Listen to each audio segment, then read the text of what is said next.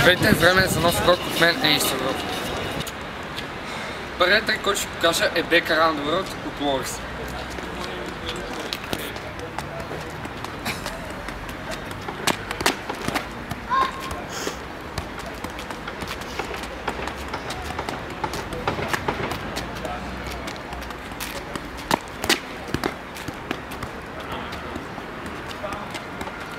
За да направите този трик трябва да можете J Around the World и Team Around the World.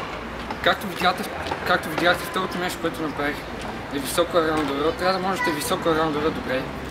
И ако можете триквате в Team Around the World и J, ще го направите по-лесно. Тръгвайте за Back, за високо Around the World и Team Around the World, както тръгвате за J. И така ще го направите.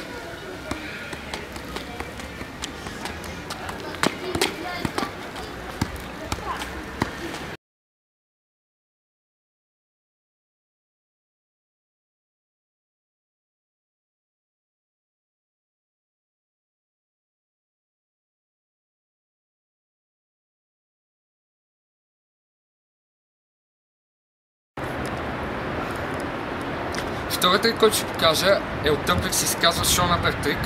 Той е съвсем елементарен, но в същото време е много ефектен, тъй като много хора го използват за представления и хората се кефят на него.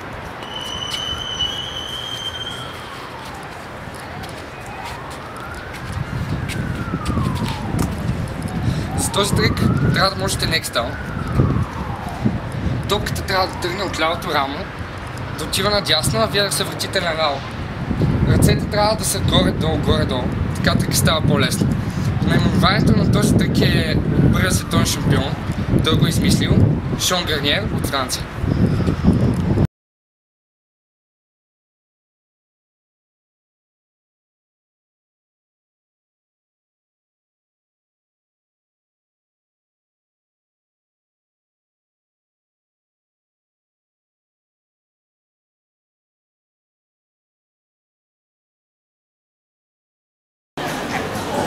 За завършък на този урок искам да поканя всички мои приятели и почитатели от София в новия проект за столичани да бият в София. Това беше от мен. Чао, чао!